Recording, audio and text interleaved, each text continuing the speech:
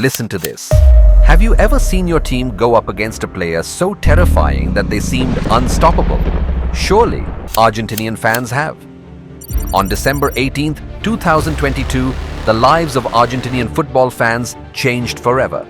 They finally achieved the one thing they had been yearning for, but not before enduring an emotional roller coaster like no other. That was the day Kylian Mbappé made an entire nation tremble.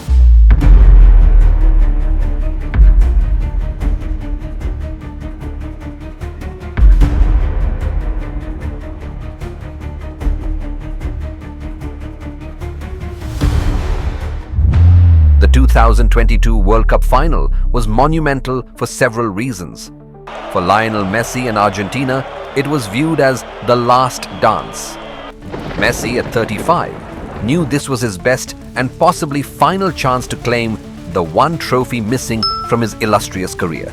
Argentina's journey, however, started on the worst possible note. Opening match was Argentina versus Saudi Arabia. On paper, it couldn't get much easier.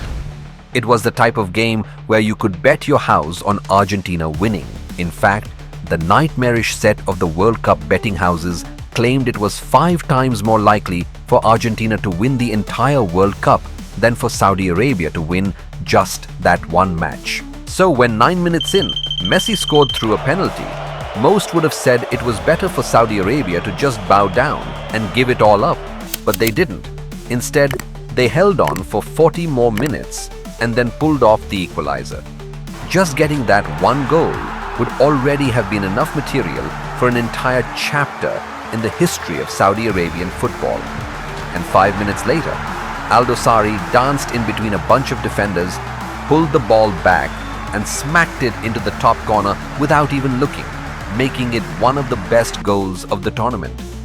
With the attack having now done its job, it was in the hands of the defense to make sure the result would be maintained. And somehow, they pulled off the impossible and won the match. It seemed Argentina was set up for another huge disappointment. But if they learned something from the Saudis, it was that anything was possible, and that you should never stop believing in yourself, that Argentina could beat anyone, and that's where the journey really started. The first mission was simple. Argentina had to win both of the matches they had left in order to finish on top of their group.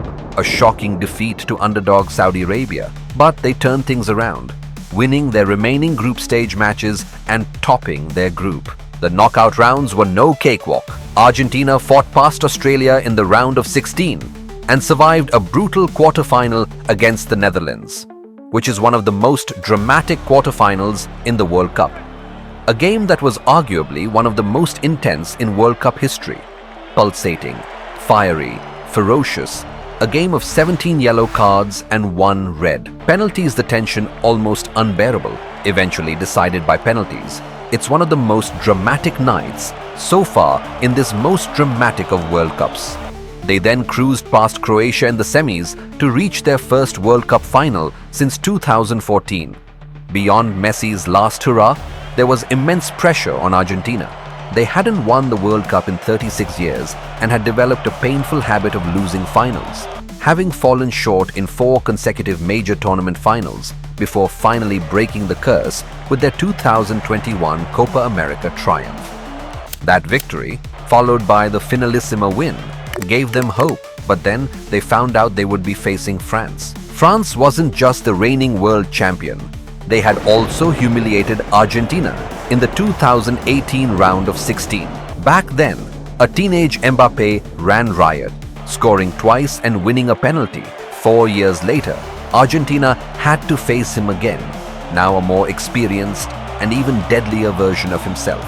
Despite the nerves, Argentina had Messi, and they entered the final brimming with confidence. From the kickoff, they dominated, relentlessly attacking Hugo Lloris's goal. In the 23rd minute, they were awarded a penalty after a soft foul by Ousmane Dembélé on Angel Di Maria. Messi stepped up and converted, 1-0, Argentina. Di Maria had a habit of scoring in big finals, and he did it again in the 36th minute, finishing off a beautiful team move to double Argentina's lead. By halftime, they were in total control. France had yet to register a single shot on target, and Didier Deschamps was so desperate that he made 2 substitutions before halftime, bringing on Marcus Thuram and Randal Kolo Muani. The second half followed a similar pattern. Argentina remained dominant while France continued to struggle. The defending champions looked frustrated, resorting to reckless tackles.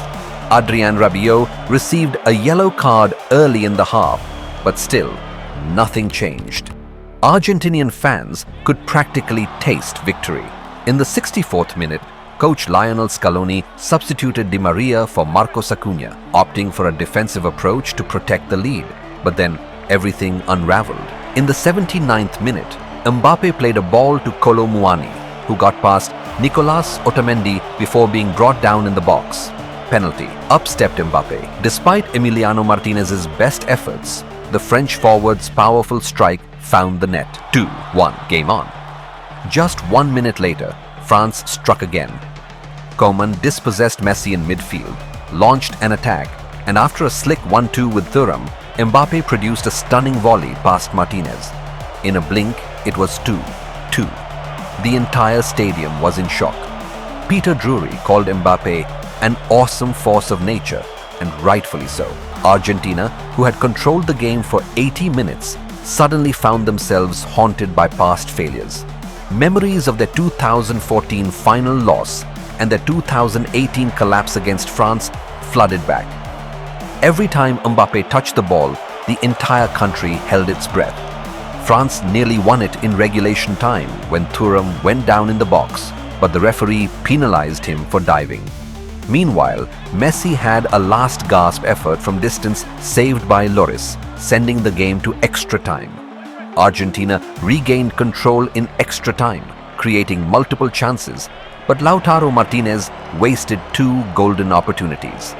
Then, in the 108th minute, Messi struck. Lloris spilled a shot from Martinez, and Messi reacted first, forcing the ball over the line. 3-2. Argentina was ahead again, but once again, France found a way back. In the 116th minute, Mbappe's shot struck Gonzalo Montiel's arm in the box. Another penalty. The weight of an entire nation rested on Martinez's shoulders, but Mbappé was unfazed. He buried it, becoming the first player to score a hat-trick in a World Cup final since 1966. 3-3. Mbappé wasn't done. He created another golden chance, setting up Kolo Muani, who found himself one-on-one with Martinez in the dying moments. The entire world braced for a winner, but Martinez pulled off one of the greatest saves in World Cup history, keeping Argentina's dream alive. With no winner in 120 minutes, the match went to penalties. Mbappé converted yet another penalty, his third of the night against Martinez, an incredible feat. But then, Coman and Tchouaméni missed their spot kicks, while Argentina remained flawless. And just like that, Argentina were crowned world champions for the first time in 36 years. They had fought, suffered and endured, but they had done it. However, the world would never forget how Kylian Mbappé single-handedly made an entire nation shiver from the 80th minute to the 120th. Was this the greatest World Cup final of all time? Let us know your thoughts and check out my other video.